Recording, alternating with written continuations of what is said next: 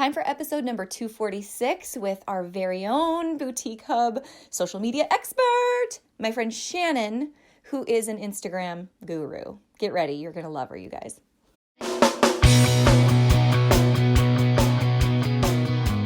Let's talk about your business, strategy, and the juicy details of what actually works, from mainstream fashion to fashion on Main Street and the entire ecosystem behind it. How do we scale your company and do it with the balance and the happiness that we all seek? Let's hear from those insiders, experts, and strategists that actually make it happen. I'm your host, Ashley Alderson from the Boutique Hub, and I can't wait to chat.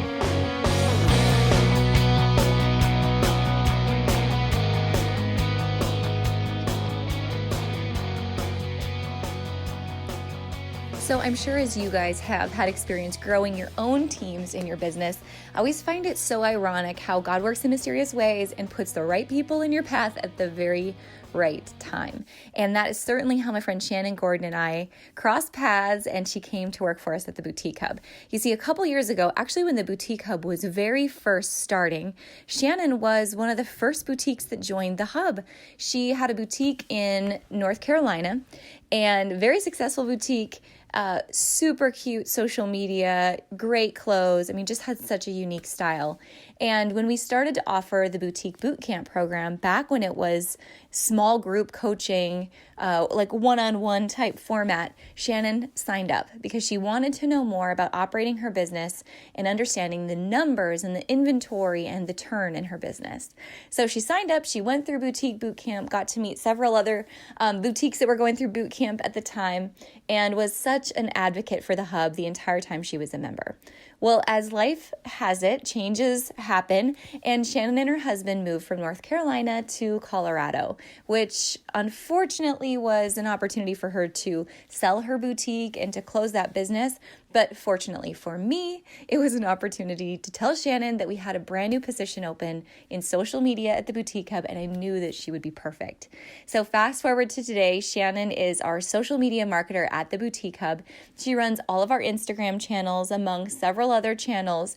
And you guys, if you follow us on Instagram at the Boutique Hub or Boutique Hub Business, the Boutique Boss Planner, or the Boutique Summit, that's right, 4 accounts. She runs all of them, and she does a tremendous job. So today I thought it'd be perfect to sit down and talk to Shannon about her Instagram strategy. And coming from someone who is a boutique owner and now sees the industry from a completely different point of view, she's going to give you all the tips and inside tricks. And you guys, not only do I adore Shannon's accent, but she is one of the nicest people I've ever met, and I could not be prouder to have someone like Shannon on our team at the Hub. So get ready to meet my friend Shannon Gordon, our social media marketer here at the Boutique Hub. We have a pretty special show this week, you guys. I'm so excited to have a friendly conversation with my girl, Shannon Gordon. If you have not met her yet, she's got a pretty cool story, which we're going to unpack today. Currently, Shannon, you're our social media manager, our director of social media at the Boutique Hub, correct? Yes. And a former Boutique Hub member, which brings a whole nother layer to the conversation. So today we're going to talk about Cute Closet Boutique, which is adorable. You were a former Storefront Boutique of the Year in North Carolina last year, and then moved across the country and sold the business. And then we luckily were able to scoop you up and bring you to the Boutique Hub. Yes, it was quite the experience, but super exciting at the same time. I'm so excited to talk about all the lessons and the insight and the things that you're going to be able to share. So why don't we start with this? As always, give me a little context first. We'll back up to starting Cute Closet. How did that all begin? How'd you get into the boutique business? Okay, so I started in 2013. I had just left previously before that. Well, let me back up. We should probably start when I was 18 years old. I got pregnant. So that was, it was college or baby. So of course it was baby. So college got put on the back burner. So I missed that whole realm. So I had my son when I was 19 and got married, did the whole courthouse wedding thing, went through all of that. By the time I was 24, I had 2 other children. So I had 3 children by the time I was 24. Ended up getting divorced at that same time to my first husband. And then I was kind of on my own. I was living at home with my mom and trying to work. I was working I was a preschool teacher at the time.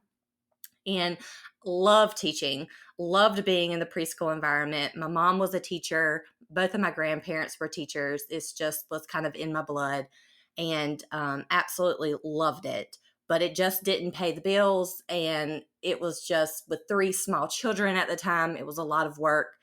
But it's what I had to do to get by at the time. Um, so I started taking classes at our local community college to try to further my education. My mother, thank God she was a godsend. She would watch my children while I would go back to school at night.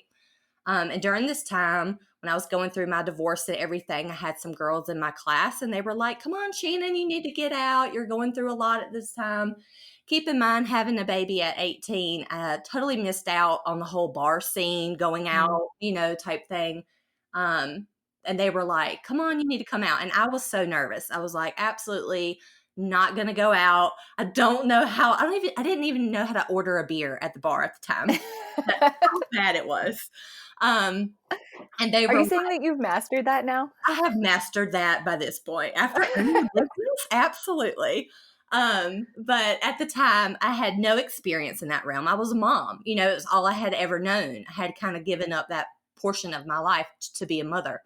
And so they eventually talked me into it. And I was like, okay, I'll go. And I swear that night I was just so adamant. It was in October. So it was around Halloween when there was a lot of like haunted houses type stuff going on. And I begged them. I said, let's skip the bar downtown Raleigh scene and let's go to some haunted house. And they were like, no, girl, we got to go. You got to go do the club thing at least once in your life. And I was so nervous. So would they pull me by, they just pull me right along and we go. And that night, just as the one night that I ever go out in my whole entire life, I end up meeting my husband, my now husband, Matt. And it was just total fate. I don't know how it worked out, but I met him that night. And then so a few years later, we get engaged and we end up getting married. And he came into my life and totally changed it. And it's been amazing ever since. So that kind of parlays into how I got out of teaching preschool and got into staying at home with my babies at the time. My youngest daughter was 4 months old when I met Matt, my husband. So he's been there from the beginning. But at that time, I decided to stay home with our youngest daughters because he worked in the oil field at the time. And so he would fly from North Carolina to Alaska to work for 2 weeks, and then he'd come home for a week. So just to have the stability to be able to do, to keep the kids and keep a rhythm, I decided to quit my job as a preschool teacher and stay at home. So a few months of doing that, I got bored, like people do. I got bored. Um, and so I was like, well, I need something to like fix my creative itch. So have always been creative ever since I was a kid. Like just creative juices have always flowed. And when I worked at the preschool, like I was the art go-to person. You needed a special project done, you went and saw Shannon. If you needed an idea for a bulletin board, you went and saw Shannon. Like it was just, I was known as that person. And I've always enjoyed just creating and putting things together and standing out and being different. I have a story about that. When I was in 8th grade, and this is when I knew I was different. This is when I knew I had a different mindset than most people. When I was in 8th grade, our history teacher at the time, it was Christmas. He gave us all a white sheet of paper with a Christmas tree on it. It's like poster board size.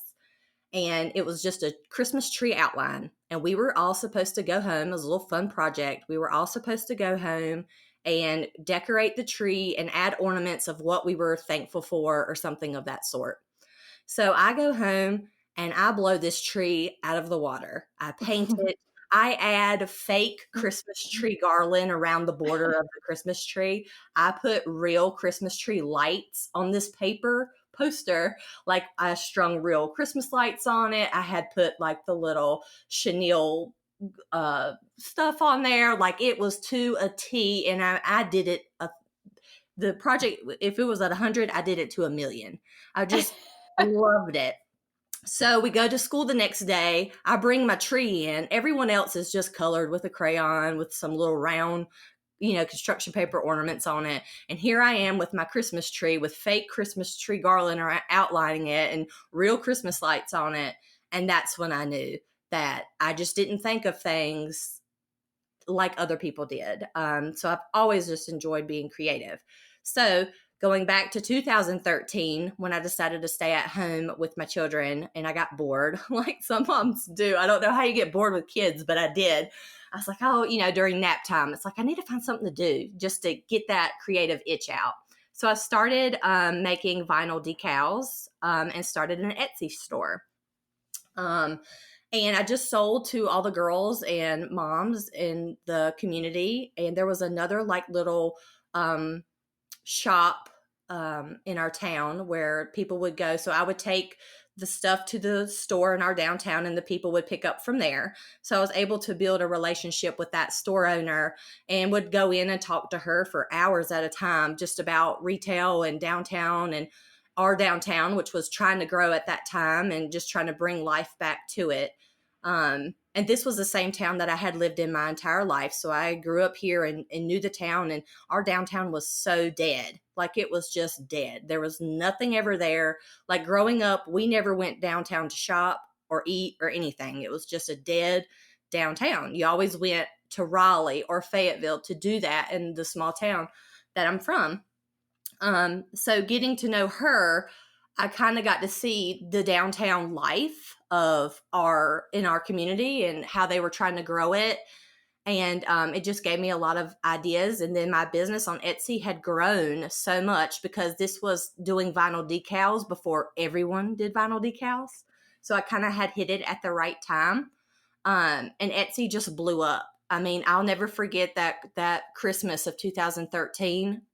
My husband was in Saudi Arabia or somewhere at the time working, and I would just sat there on my floor crying because I had so many orders that I had to get done in time for Christmas delivery and was just so overwhelmed. I remember I had to call my father-in-law to come and help because I was just like, I can't do this, but I've got to get them done because I knew customers, like that was my number one priority. All these people needed their orders before Christmas, so I had to get them done. So we got them done.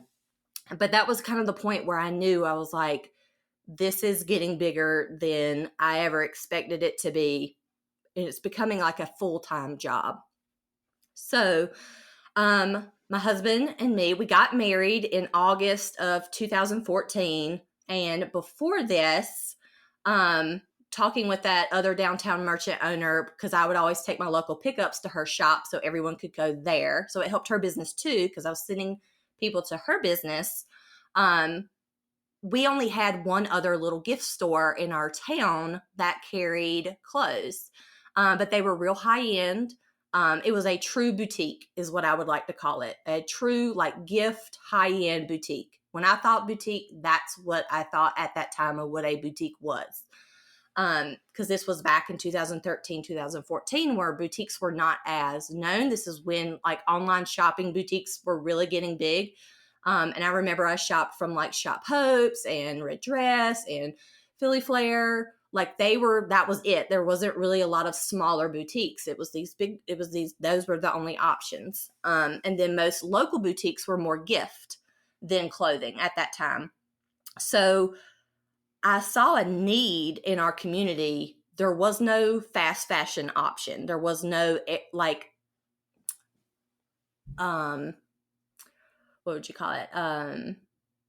Affordable option. That was the word I was looking for. Affordable option. There was no affordable option in our town. So I saw the need. And me being me, I had this wild hair idea of like, let's do this. I need to open a store. I have enough interest in what I do with my craft stuff that I could bring in clothes on the side and try to work it from there. And before I decided to do the storefront, I had kind of tested clothing out of my home, very small scale, just had ordered a few pieces that I could find. And at the time, I had no idea where to order wholesale clothing from. I had just did like a Google search, and whatever website popped up is what I went with. I don't even know if that website I ordered off still exists. But I just kind of went with it. And the interest was out the roof because there was no one else in our community who was doing this at the time. And I would sell out every time I would get something in. So I said, the opportunity is there. I need to jump now before I wait. And then someone else sees it and does it before I get the chance to. So it was all about opportunity for me. I was able to see the opportunity and decided to just go for it.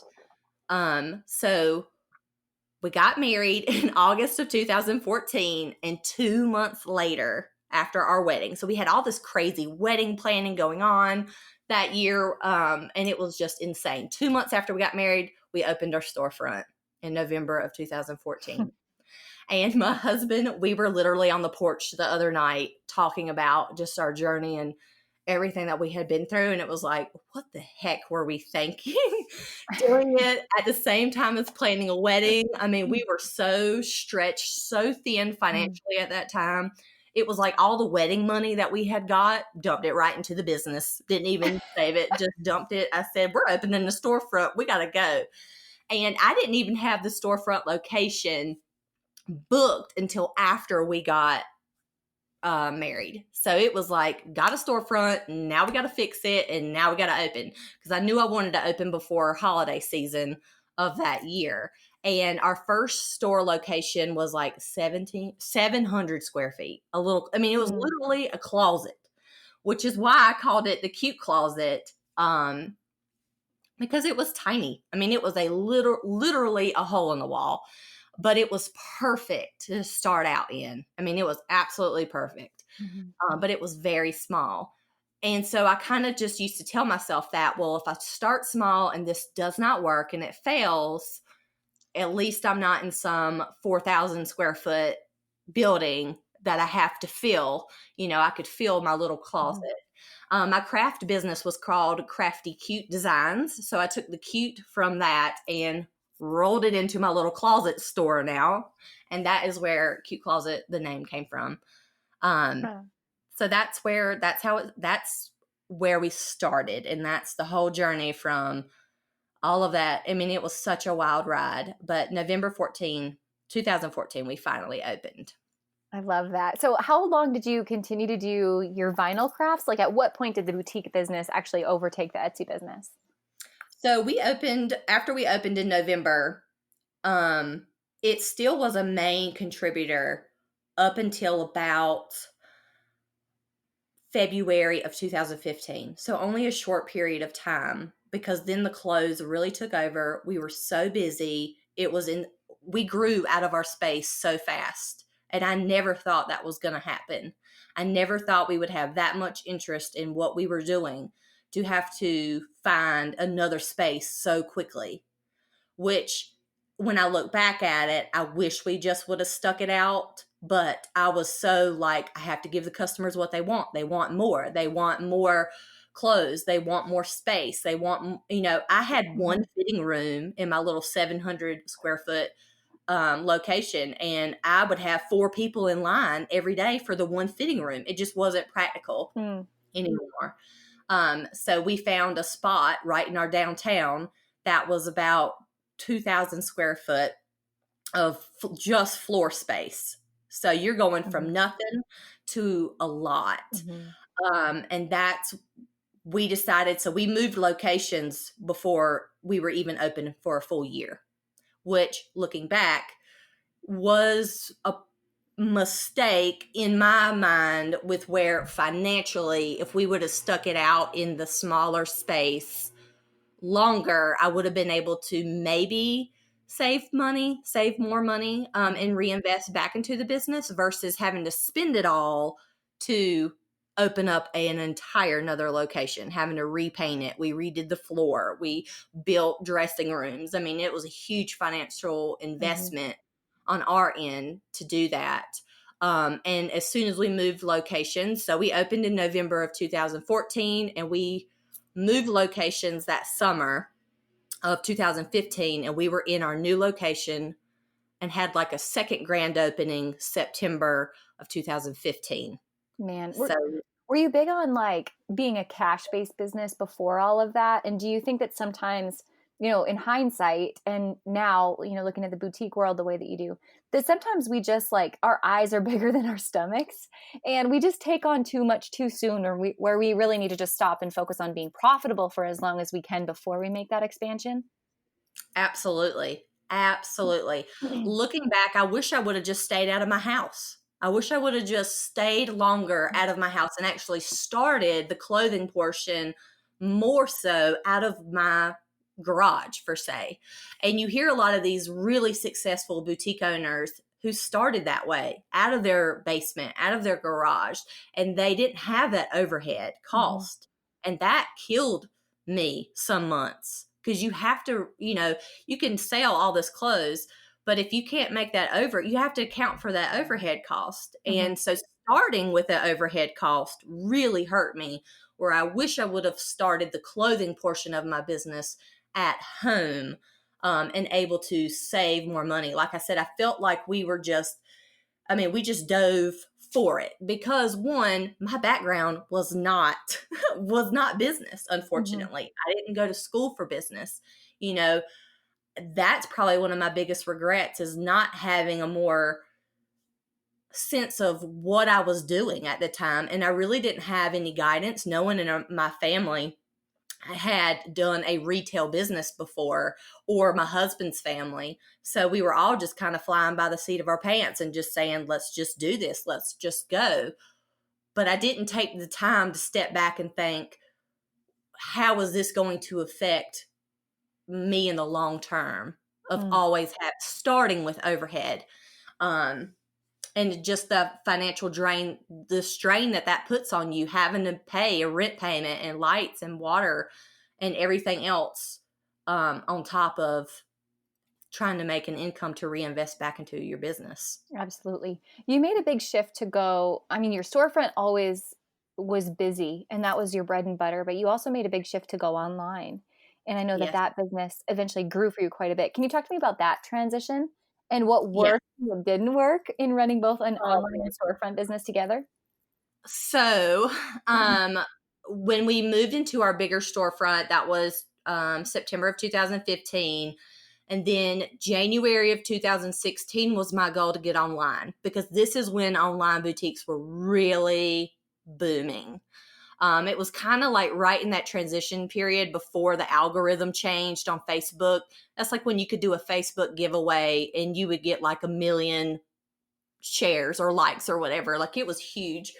And so I was like, I got to go online. And so I found a web designer to set up my website. But because I had that background on Etsy, I unfortunately fell into that mentality of, oh, if you have a website, they'll just come, they'll just find it. Wrong. A standalone website is not like Etsy at all. Etsy is its own community, where you have Etsy is getting the shoppers basically for you. Etsy is the platform. They had grown it to where they were getting the shoppers basically to find your business on there. Where a standalone website, I was going to have to be the Etsy of my business. Hmm. I was going to have to reach out there and find the shoppers.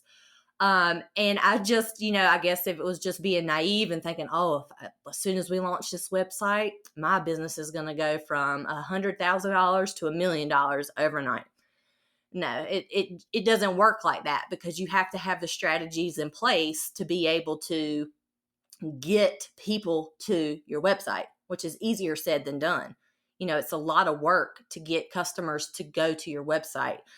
And I made the mistake of starting a website. I bought double inventory. Mm. I had inventory for my storefront, and then I thought that the online portion would grow so quickly it needed its own entire separate inventory, which, starting out, no girl, it doesn't work like that. Like, eventually, when you have your customer base and your website is out there and it's grown enough to where people are on it, and it's not brand new to the internet, then maybe you can get to that point where you have separate inventory. But Hmm. I made the mistake of investing in double inventory, and then website launch, and then it's a snail pace, and then I'm stuck with all this inventory that I just can't push in store, because instead of six pieces, I now have 12 pieces. Mm-hmm. And I couldn't quite push, because I had my shoppers that would come in store and they would buy, and I kept it separate for too long that by the time I tried to push that inventory back into the store to get rid of it, they were already over it. Like those pieces had already been sold out. Ah, They didn't want that inventory again, or the interest was lost in those pieces. They were just like, well, that, I'm moved on. Because, gaining that attention for a new arrival is very short. And if you take too long for a restock, your customers will move on to whatever's next, if it's something that's not a closet staple per se. yeah. One thing that I know you did so well, and thankfully you pulled this over the hub now that you're on our team, but man, your branding was always so on point. I can only imagine, I never got to visit your storefront, but it had to be beautiful. It had to be merchandised amazingly, knowing you.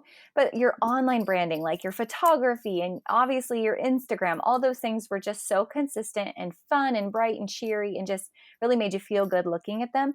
Talk to me about that strategy, and if you think that there's boutique owners listening that maybe struggle with photography and branding, where could they start to build the consistency that you had? Yes. So that was, like I said, going back to my 8th grade revolution of when I knew that I was different in that regard, and being creative and always wanting to stand out and do things differently. That absolutely was my favorite part of owning a storefront. The window displays, the merchandising, the photography, the branding, like that was my bread and butter. And that is what I loved.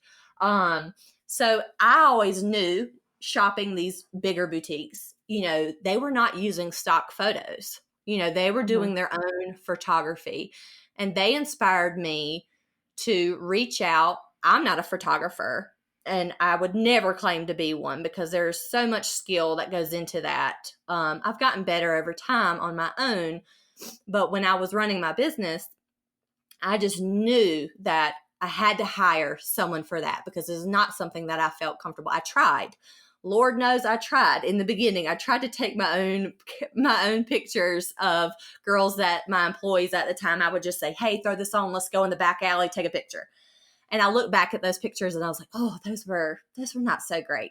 So I found two local photographers at the time. One had reached out to me because she did like senior photography. So she wanted to like rope in her, like make it a perk for her senior high schooler reps, that it was a part of, if they were a rep for her, they also got to model for us. So we kind of collaborated and worked that way. So where I didn't have to pay her, but then she got a discount on clothing, and then it was an incentive for her to find reps for her senior photography business. Hmm. So that worked out so well, because I didn't have to physically like pay her for say. But then she was so busy shooting, and we had grown, she had grown. She was so busy at the time where she was not able, because I needed photo shoots every week. And Mhm. she just was not able to commit to that, because she was so busy doing her own, senior pictures and family pictures and stuff like that.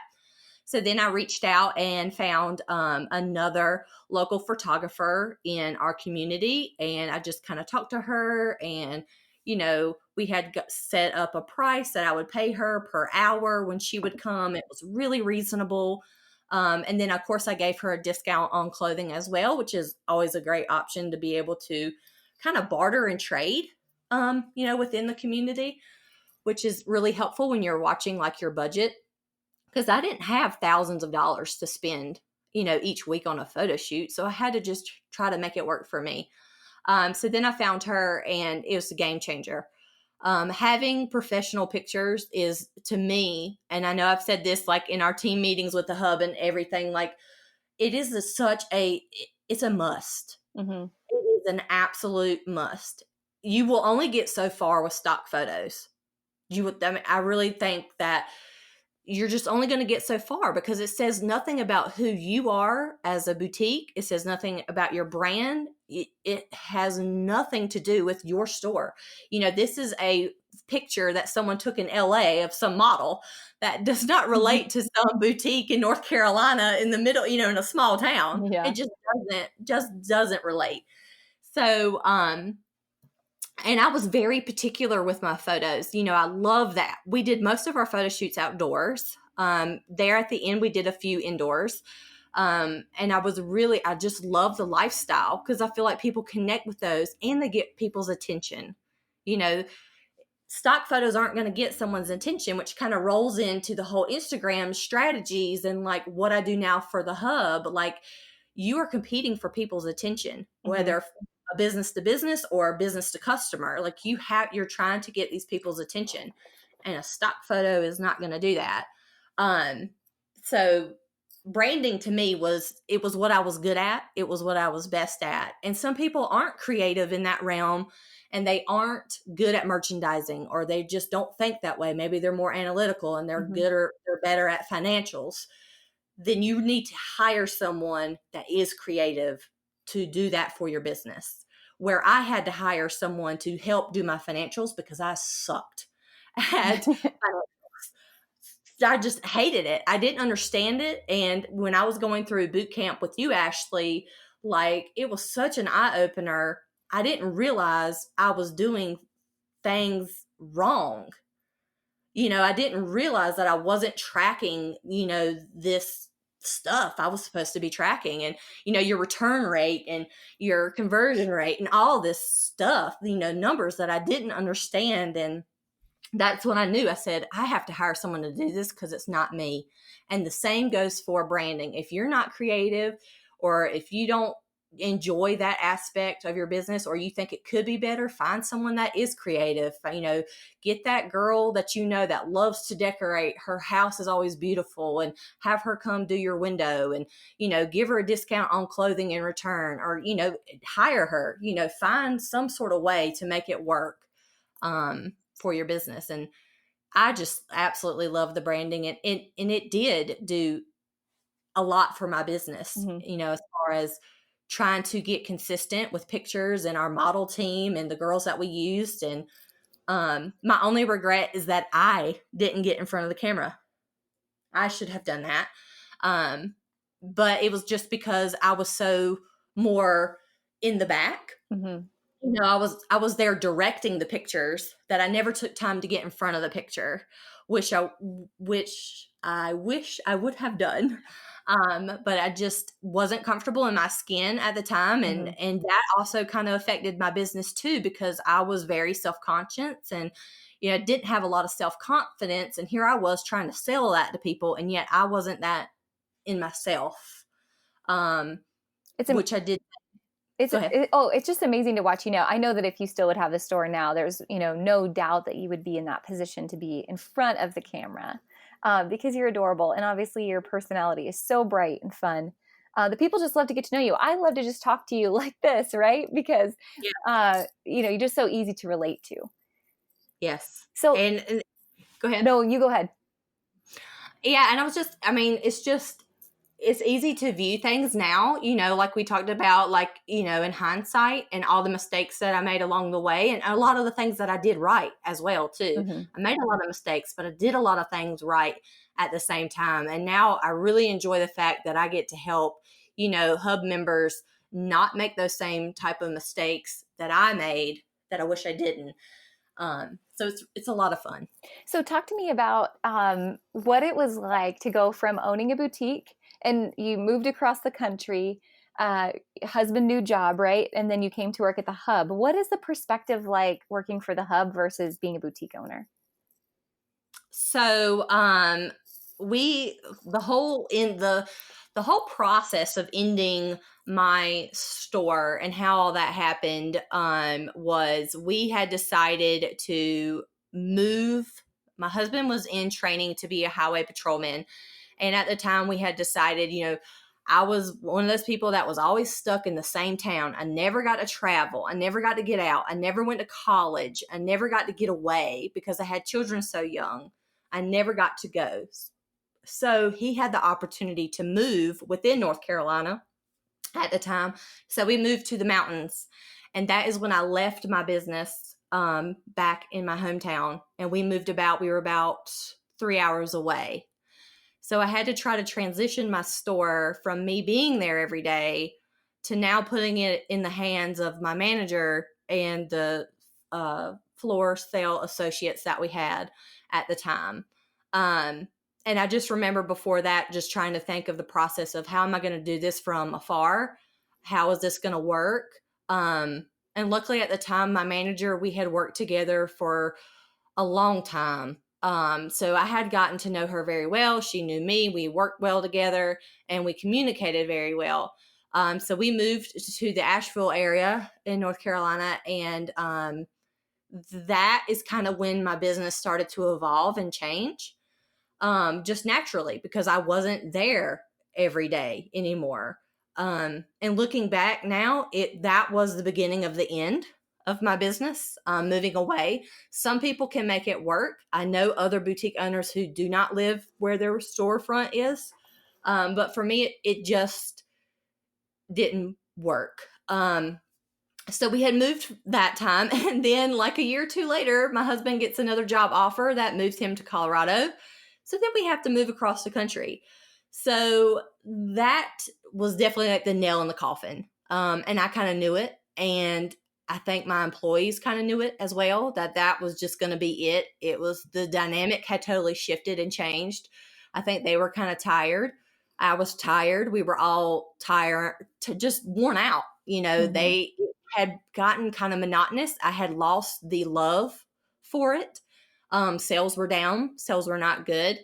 And it just wasn't what I enjoyed anymore. And so we moved. He came out this past, it was September of last year. And I had to live by myself with my 3 children in the Asheville Mountains with no family around, back in North Carolina, for like 4 months by myself. And that really took a toll on me mentally. And it was really hard. And then so this past Christmas, we finally were able to move across the country and be together as a family. And that was just kind of a whirlwind in and of itself, having to move. I had never left North Carolina in that sense. I had never lived that far away from home and my family and stuff. So it was a huge life-changing event for not only myself, but my kids. And at that time, I just knew that it was getting to the point where it wasn't going to work anymore, not for me and not for my staff. I think they kind of felt like they were there every day. They were doing everything. Why couldn't they do it on their own? So in January and February, we tried to make it work. We just tried to get through the holiday season, getting through the returns after Christmas. And then I had a conversation with my manager, and she was ready to move on. I was ready to move on. They wanted to do their own thing, rightfully so, because they were there doing it all anyways. But during this whole experience, I never gave up social media. I never gave it up because it's what I loved and it was what I was good at. So I always did our Facebook group. I always did our Instagram. I never gave that to anyone else because it is where I connected with the customer, and it was the way I stayed involved. So yes, they were there running the storefront day to day, but I was still the voice online for my business. And that is something as an owner, I just could never give up. Some people can give it up, but I just couldn't, because it was just what I enjoyed and loved. So I had that conversation with my manager, and they were ready to do their own thing and kind of take it over. So we just kind of split it even. I just decided to sell my business outright. So I just liquidated everything, and they helped me close it down. And then my manager came in, and she bought some of my inventory and racks and that whole type thing. And she took over the lease on our building. And they started their own boutique, and I think they're doing fabulous, and they're doing a good job, and they're doing what they always had been doing. And then I totally got to break free from it. And then I swear, not a week later, I was working for the Hub. And I was so excited. I mean, not that I wanted to see you, have to sell your business. And I know that's such a big life transition, but I was like, whoop, scooping her up. Like, there is not a person I could imagine that would be better to come and do social media for us than you. So thank you for that.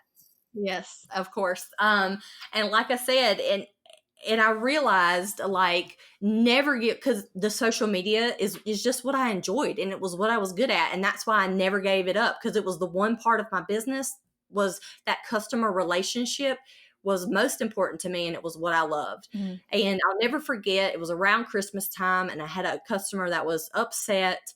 She had went to one of our events that we held at our storefront, and she felt like my staff was rude, or they weren't as inviting as she wanted them to be, that whole type thing. So she sent me a message on Facebook. She said, "Can I call you?" And I said, "Absolutely. Here's my number. Call."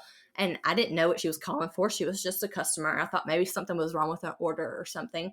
And so she called me, and I remember sitting there, and she was like, "I just want to let you know, I went to the event today, and hey, it just wasn't what I thought it was going to be. She was really, the girl was rude, and I thought you should know, since you're not there, how they came across and how it made me feel, and how I can take my business to the boutique down the road, and I just thought you should know." And that really struck me in a way, because she was so hurt that she felt she needed to call me, not even a Facebook message about it. She felt she needed to speak to me in person about the experience that she had.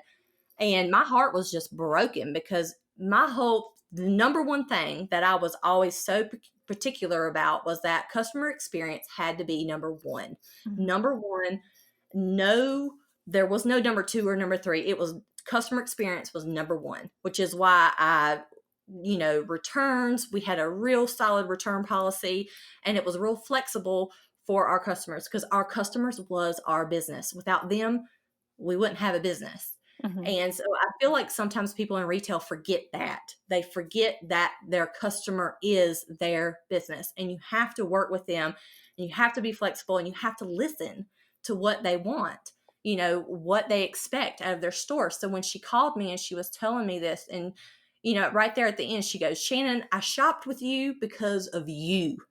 You know, I shop with you because of what you bring to the table, and that's because she was connecting with me on social media, in our Facebook group, on Instagram. I'd always comment back and never leave a comment unreplied to. That was Mhm. always my goal, to never drop the ball on that. And I never did.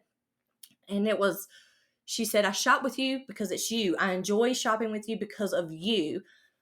I don't know if I can continue to shop here with the way that I was left feeling today." And she said, "It's not you, it's just the way that I was treated at the store."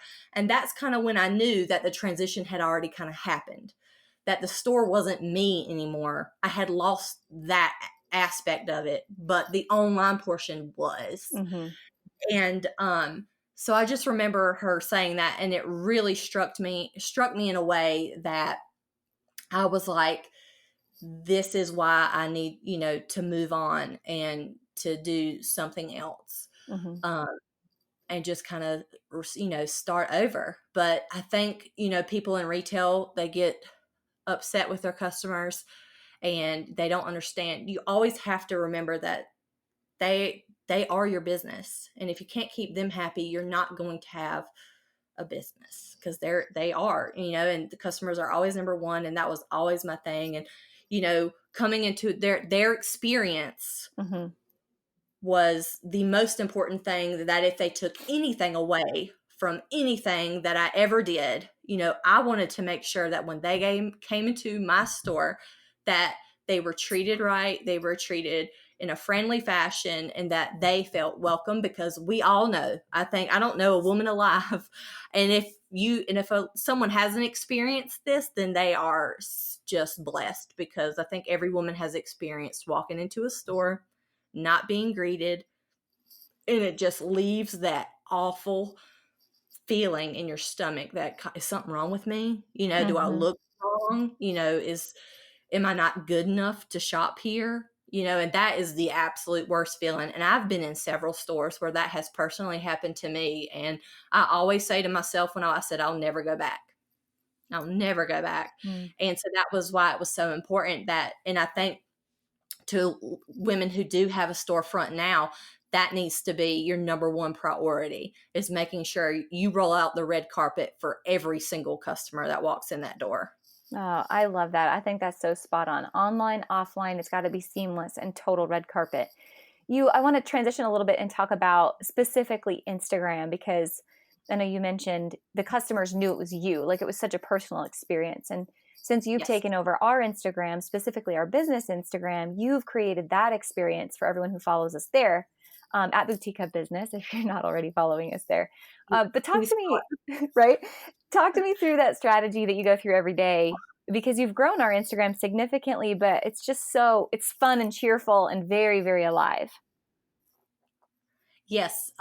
So being able to do a business to business Instagram now is interesting, because I was so focused on business to consumer. So, selling and doing that. So when I first took over the business Instagram, I kind of had to switch gears with how I approached it. But also realizing that the person on the other end is a person. They like to have fun. They like funny things, and the one problem that I see with business Instagrams that are business to business is they're so boring and they're so cold. They're so just cut and dry, black and white. This is what we offer. This is how we can help your business. This is what we can do. And it does not get attention. I am a very big Gary Vee fan. If you don't know who Gary Vee is, if you're listening, you have to look him up and listen to his podcast and follow his YouTube channel, because he will light a fire under you every day. And so I took a lot of his advice that he gave on just how to approach social media as a whole. And his big thing is always about attention. You have like seconds, nanoseconds to get someone's attention as they scroll their Instagram feed. Mm-hmm. So that was important to me. Like, how do I do that for a business to business account versus business to consumer? But the thing that sets the hub apart from other business to business companies is that we are still, to me, like a family, like it's a community. And that's what makes the hub so special, is that it's not some black and white, like cold, boring platform. We are a vibrant community of all these different women and businesses all across the country, that are just so diverse in what they sell and what they bring to the table. And so I get the awesome opportunity to kind of celebrate that every single day on our business platform, while helping people not make the mistakes that I made into my store. So it's awesome. And I really enjoy it. I love engaging and talking with the boutiques on there. Now I think most people will know it's probably me now that they're talking with. If they DM the business Instagram, it's me. But I just love offering that help. And I will say that, we do like questions of the day on our Instagram stories. And I can say that there are big boutiques who respond, who still ask questions, and there are newbies that ask questions. Mm-hmm. So you're never too big to stop learning. And I think some people think that. I think they think, oh, well, I've got to this point, I don't need the hub and what they offer anymore. No, you do. You definitely do. It's just you need something different than maybe the newbie boutique needs. So I try to offer that too on our Instagram, to let people know that there's different, what we offer. There's different spectrums. It's not just always for newbies. Yeah. You can always learn. New levels, new devils. There's always something else happening, right? Yes. For a boutique owner who's listening and they're like, man, I just struggle with my Instagram. A couple things that, you do so well, Shannon, are you make everyone feel important. Like you just talked about, like everyone is included. You have question of the day. You repost people's pictures. Like you just really bring people into the conversation and make them feel so welcome. but just the way you engage too. Talk to me a little bit about your strategy, like when you post something, how you're engaging with every comment, how you engage with other accounts. Like these are all things that every boutique owner listening could be doing on their own channel. Yes, absolutely. Like I said, my rule of thumb is never leave a comment unreplied to or unliked. Even on Instagram, you need to reply, even if it's just replying with some hearts or some emojis, like if there's nothing really to say, but just recognizing that someone took time to physically, whether it's seconds or, a minute or two, they took the time to respond to what you were wanting someone to respond to. And you have to respect that. You have to respect people who do that. And that is how you engage with your customers. Or in my case, now boutique owners, I have to respect their time, and you have to respect your customers' time. And you have to, if someone takes time to comment, you have to respond or simply like their comment or go to their Facebook page or go to their Instagram and go through their profile if they have a public profile and like their pictures and say, girl, you're looking cute today. Mm-hmm. Just take that time. If you want people to engage with you, you have to engage with other people. It's as simple as that. You cannot expect everyone to give you all the love and you give no love back. It just doesn't work like that. Oh, so Um, good. yes. And Instagram, it's all about that. That's what it's about. The likes, the follows, the love, the under the pictures. People want to see what's going on with your business. I can tell you right now, if all you're doing is selling product on Instagram, this is for sale, new arrival, new arrival, new arrival, new arrival, is boring. Your Mm-hmm. customers don't want to just see what's new. They want to see you in your back room unboxing 1,000 boxes, being swamped, breaking a sweat while your toddler is clutching onto your leg. That's the type of content that people want to see. They want to see what makes you real and what makes you relatable. So you can't just sell all the time because people will scroll right past that. Mm-hmm. You have to give them something that stops and makes it relatable. Maybe you went on a date night with your husband and you're wearing one of your new arrivals for the week. Post that, and Instagram stories, I just love them because you can have fun there. It doesn't have to be professional. It doesn't have to look a certain way. It can be total random fun. And that's what I try to do with the hub as well. I try to make it fun and just random. I do the this or that every Friday night, and it's just really random fun things, about just general life stuff. It has Mm-hmm. absolutely nothing to do with business at all. But it makes it fun. People enjoy that, and it gets those doing fun things like that. There's always, a perk to it on the business side of things. It gets your click through rates higher. The more you can get someone to click through your Instagram story, the more it will show up first when they plug into their Instagram. Your circle will show up first if they've engaged with your stories. So that's why I'm constantly reposting. Like if you answer, if you respond to the question of the day on the hub page, I'm going to go to your feed, pull a picture, and plug your answer on there, and I'm going to tag you in it, and it'll get you to click through there. And the more stories you can post, you can never post too many stories ever. And it just gets people to click through it, and it gets engaging content, and then you'll start showing up more, and then you are able to be seen. Yeah. So I love it. You kill it. So if anyone is not following, again, you got to check out what Shannon's doing on the gram. And we're back and forth on there a lot. Shannon's answering your questions. I know you forward me things a lot too, like when there's Ashley specific questions that I answer. So I love that we collaborate on that for sure.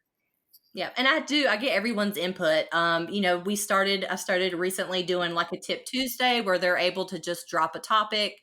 I usually send those to Sarah, Mm-hmm. and I'm like, hey, Sarah, can you just give me a quick, a tip on this topic that someone has dropped in there. And I could probably do that with our entire hub team as well. There's always enough knowledge to go around. But my number one advice on Instagram, if you're really struggling with it, is to look at your feed, see what it looks like. Ask people what they think of your Instagram, your family. This is like, here, show it to your husband. Like, what does this say to you when you look at this?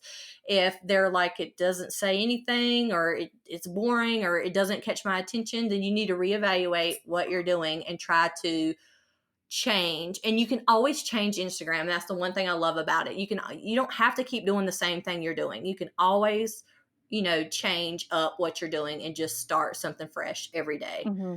I love that. All right, Shannon, we've gabbed for a while today, but we've covered so many amazing topics. If anyone wants to connect with you, again, DM her over on Boutique Hub Business on the gram, or Shannon@theboutiquehub.com. Last question for you, kind of going back, we touched on this a little bit earlier, but I want to go deeper.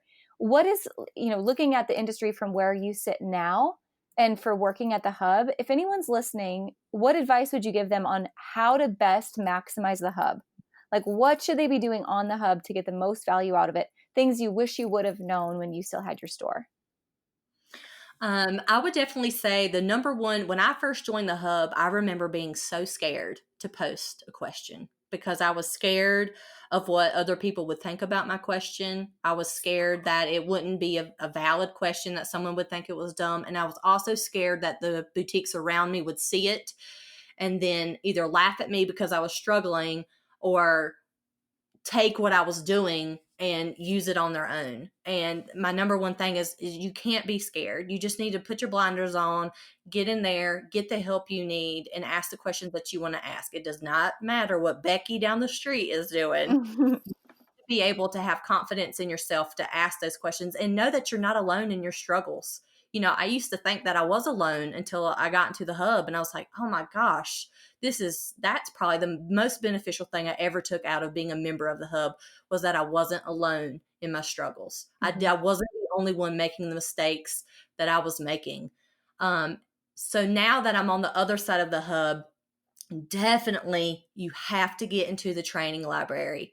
There is so much information there. I input all the stuff into the training library now. And I had my first task working for the Hub was to redo the whole training library. And I had to enter in every single piece of content into the training library and get all that cleaned up. And so I got to go through the entire training library.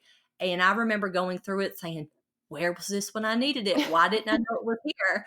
So you have to, even if it's an hour or two on your Sunday nights, Mm-hmm. get in there, take an hour or two, go through a few of the modules and just knock it out.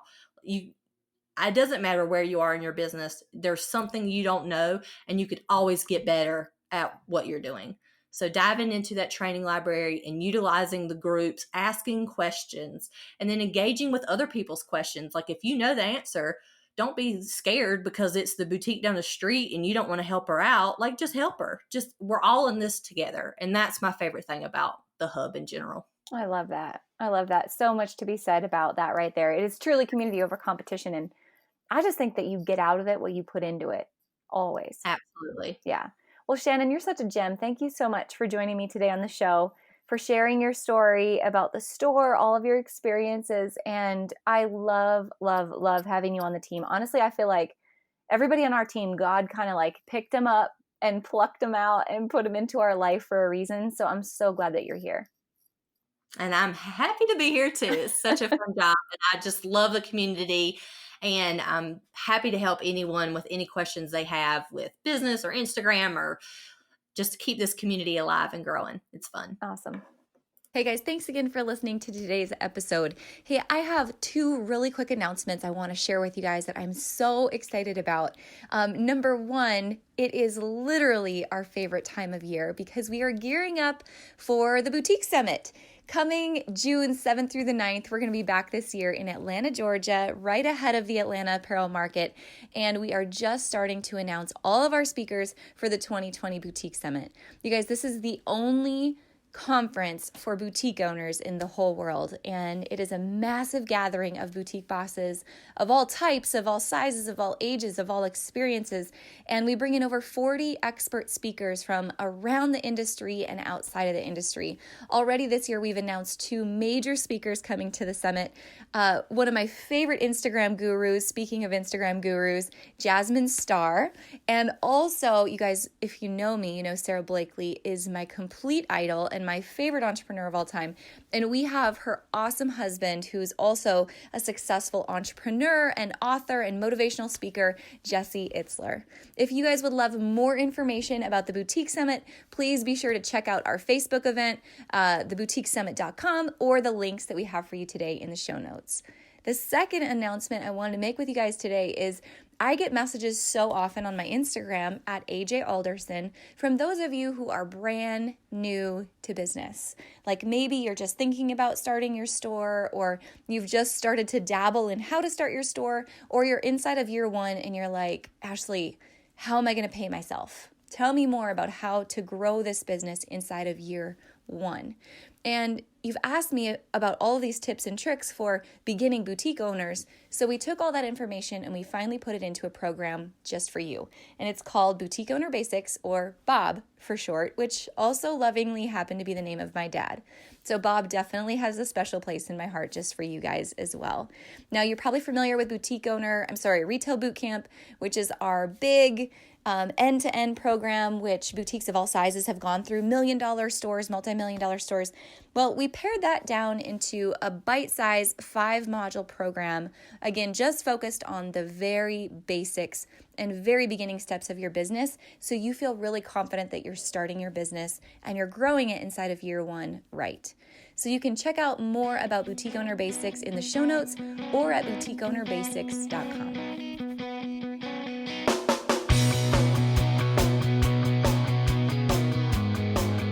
Hey guys, thank you so much for listening to this episode. We hope that you loved it. Don't forget to hit subscribe and leave a rating and review down below for a chance to be one of our featured listeners each and every week. For more information on our spirit of community over competition and how to access complete show notes and bonus downloads from our guests, head on over to theboutiquehub.com and join the community. We'll see you next week.